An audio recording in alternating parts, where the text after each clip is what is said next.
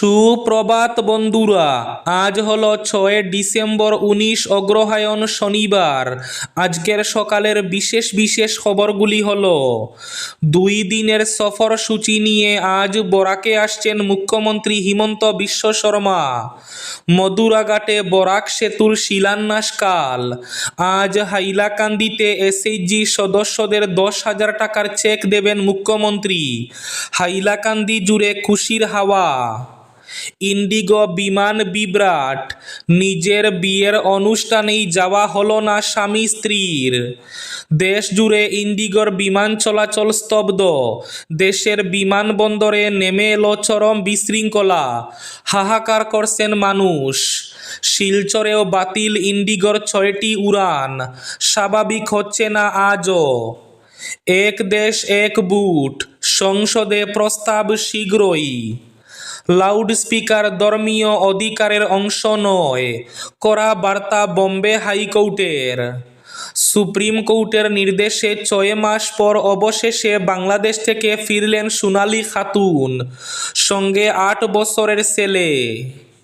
পাতারকান্দিতেও ভুয়ো চিকিৎসকসহ লাইসেন্সবিহীন ফার্মাসির বিরুদ্ধে কড়া ব্যবস্থার দাবি। চলছে ছেলেমেয়েদের পরীক্ষা, এমন সময়ে প্রশাসন চালাচ্ছে উচ্ছেদ অভিযান।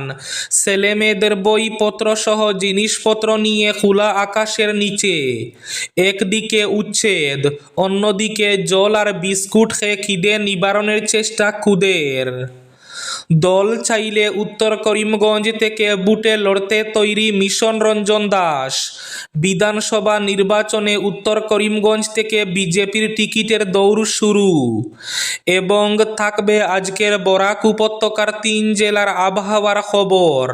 তাহলে বিস্তারিত খবরে যাওয়ার আগে অবশ্যই ভিডিওটিতে একটি লাইক করে চ্যানেলটি সাবস্ক্রাইব করে পাশের বেল আইকনটি বাজিয়ে রাখবেন এবং ফেসবুক পেজটি ফলো করে ভিডিওটি অবশ্যই শেয়ার করবেন, যাতে সঠিক তথ্যগুলো সবার কাছে পৌঁছাতে পারে।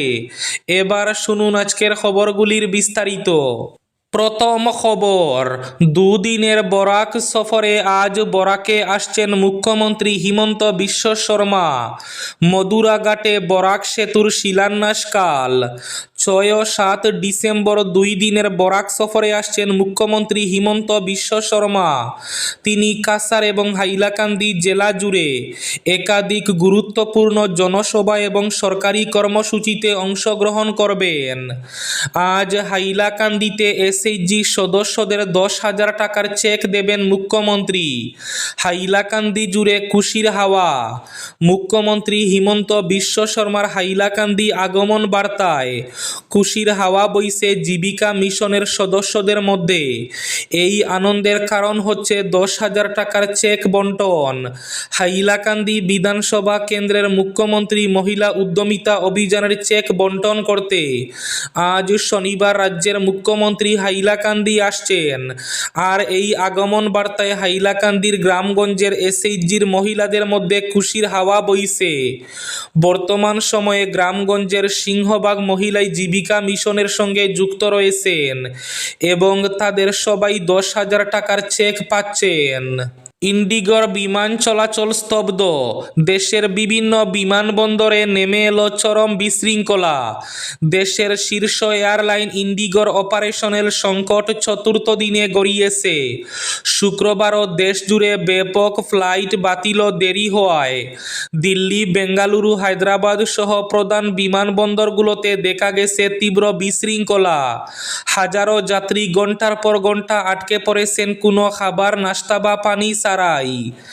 লাগেজ কাউন্টারে ছিল দীর্ঘ লাইন। অনেক যাত্রীর লাগেজ হারানোর অভিযোগ পাওয়া গেছে।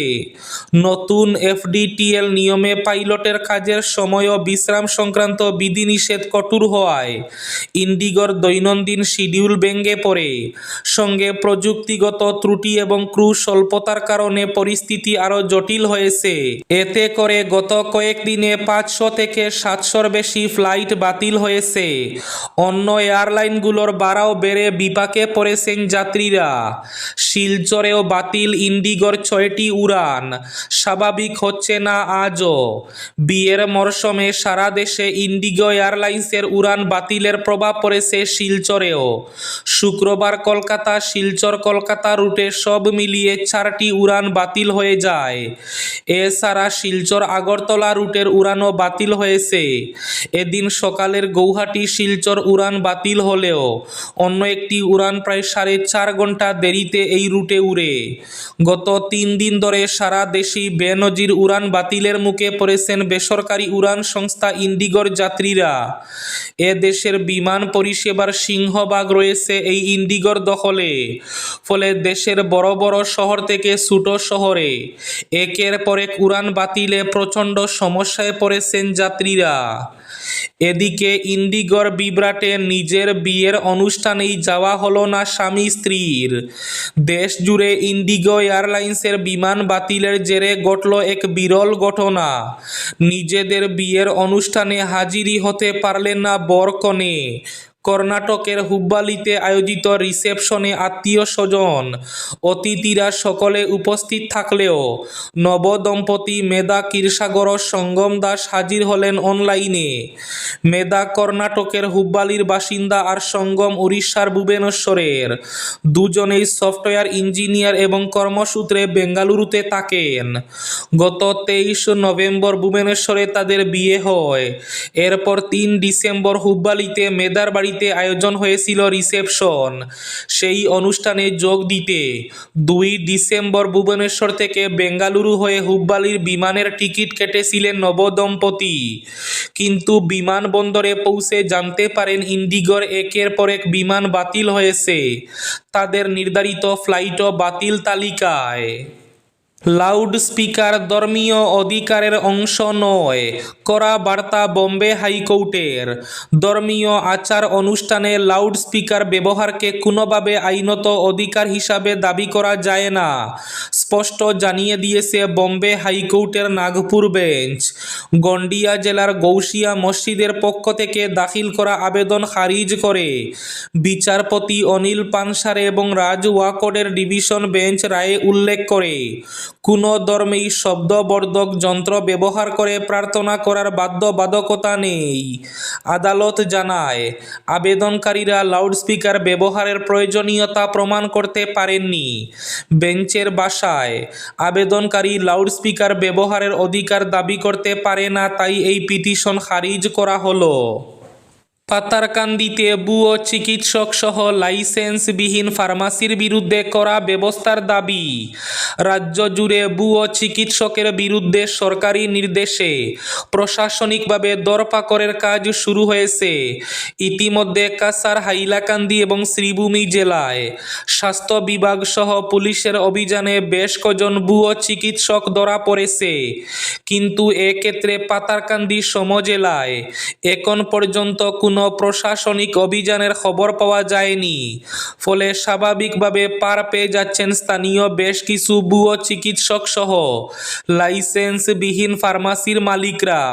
প্রাপ্ত অভিযোগ মতে পাতারকান্দির যত্রতত্র খোলা একাংশ ফার্মাসিতে দীর্ঘদিন থেকে চিকিৎসা পরিষেবার নামে ভুয়ো চিকিৎসক নিজেদের ব্যবসার সাম্রাজ্য বহাল তবিয়তে চালিয়ে যাচ্ছেন। এক দেশ এক বুট সংসদে প্রস্তাব শীঘ্রই। এক দেশ এক বুট নিয়ে সংসদে শীঘ্রই প্রস্তাব জমা দেবে যৌথ সংসদীয় কমিটি। বৃহস্পতিবারের বৈঠকের পর কমিটির চেয়ারম্যান পিপি চৌধুরী একথা জানিয়েছেন। বৈঠকে উপস্থিত ছিলেন সুপ্রিম কোর্টের অবসরপ্রাপ্ত বিচারপতি এবং ভারতের ল কমিশনের প্রাক্তন চেয়ারম্যান দীনেশ মাহেশ্বরী। তিনি বলেন, নির্বাচন কবে হবে তা নির্ধারণ করার অধিকার ভোটারদের হাতে নেই। এর আগে কংগ্রেস নেত্রী প্রিয়াঙ্কা গান্ধী, মুকুল ওয়াসনিক এবং বিজেপির অনুরাগ ঠাকুর নিজেদের বক্তব্য তুলে ধরেন। বিরোধী শিবিরের দাবি, আলাদা আলাদা নির্বাচনের মাধ্যমে ভোটাররা রাজনৈতিক দলের পারফরমেন্স বিচার করার সুযোগ পান। একদিকে উচ্ছেদ, অন্যদিকে জল আর বিস্কুট খেয়ে খিদে নিবারণের চেষ্টা খুদের। চলছে ছেলেমেয়েদের পরীক্ষা, এমন সময়ে প্রশাসন চালাচ্ছে উচ্ছেদ অভিযান। কাজকর্ম করে কোনোমতে পরিবারটি চালাই। এখানে সরকারি জমিতে আমরা বসবাস করছিলাম, কিন্তু এখন উচ্ছেদ করে দেওয়ায় আমরা কোথায় যাব ভেবে পাচ্ছি না। ছেলেমেয়েদের বইপত্র গুছগাছ করে এখন খোলা আকাশের নিচে আসি। সকাল থেকে কিছু খাইনি। শামগুড়ি কেন্দ্র তথা শামগুড়ি রাজস্ব সার্কুলের অধীনের রূপহীহাট বকতগাঁওয়ের গ্রেজিং রিজার্ভে শুক্রবার সকাল থেকে শুরু হওয়া উচ্ছেদ অভিযানের সময় এইভাবে বললেন এক মহিলা। এমনকি উচ্ছেদ চলাকালীন মহিলাটির এক ছোট্ট শিশুকে আকাশের নিচেই খেতে দেওয়া হয়েছে বলে জল আর বিস্কুট। খোলা আকাশের নিচে জল আর বিস্কুট খাওয়ার দৃশ্য সবার মন ছুঁয়ে গেছে। পরীক্ষা চলাকালীন উচ্ছেদ চলায় ঘরের জিনিসপত্র নিয়ে মা বাবা বেরিয়ে আসায় ছোট্ট শিশুটিও তার বইপত্র নিয়ে বেরিয়ে আসে খোলা আকাশের নিচে। সুপ্রিম কোর্টের নির্দেশে 6 মাস পরে বাংলাদেশ থেকে ফিরলেন সোনালী খাতুন, সঙ্গে 8 বছরের ছেলে। 6 মাস পরে বাংলাদেশে ফিরলেন অন্তঃসত্ত্বা সোনালী খাতুন, সঙ্গে 8 বছরের ছেলে।